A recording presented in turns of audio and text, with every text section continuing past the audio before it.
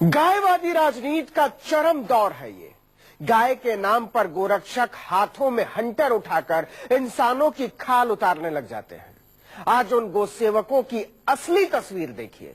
उस राज्य से जहां गौरक्षा का सबसे ज्यादा दंभ भरा जाता है, राजस्थान में सरकारी संरक्षण वाले जिस गौशाले में हजारों गायें पाली जा रही थी, उसमें झांकने तक नहीं जाते थे गोरक्षक। न तो कोई चारा देने वाला था, न पानी। नतीजा, गौशाले में एक एक करके गायें मरती जा रही थी, उनकी लाशों से बदबू उठ रही थी और गोरक्षक गायों के नाम पर नोट छापने में व्यस्त थे।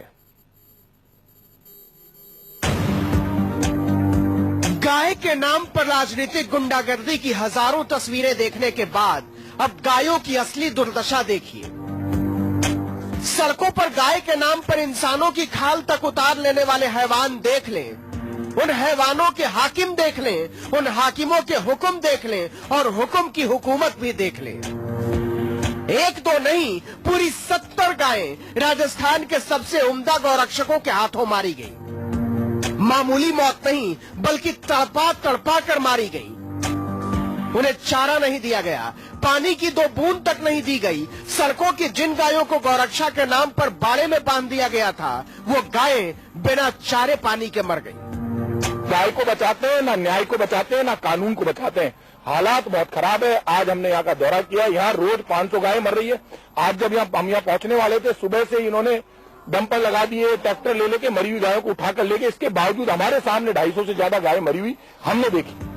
गोरक्षा के नाम पर दुनिया को नर्क बना देने पर आमादा गोभक्त देखें। राजस्थान में बीजेपी के राष्ट्रवादियों की सरकार है, भारत में बीजेपी के राष्ट्रवादियों की सरकार है। सब मिलकर देखें, अपनी गोभक्ति की बजबजाती हुई दुनिया गाल बजाने वाले गायों के हत्यारे निकले हैं। जयपुर के हिंगोनिया गौशाला की तस्वीरें हैं ये।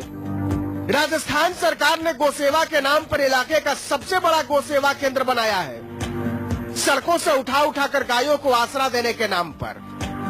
लेकिन गौसेवा के इस नाटक की पोल खुल गई है। गौसेवा का दावा करने वाले दरअसल दमड़ी के भूखे निकले। गायों का चारा खा गए, गायों का पानी पी गए, गायों की खल्ली खा गए और भूख के मारे, प्यास के मारे तड़प तड़प कर मर गई 70 गायें। कोई देखने वाला नहीं था। बारिश के कारण से जो अव्यवस्था फैली वहाँ, उसको हम दुरुस्त कर सके और वहाँ जो गाय जिस प्रकार का मैसेज आ रहा है, वो मैसेज अच्छा मैसेज आए बाहर की तरफ, हम व्यवस्थाएं ठीक कर रहे हैं। एक स्वयंसेवी संगठन की टीम हिंगोनिया गौशाला का जायजा लेने पहुंची तो हैरान रह गई।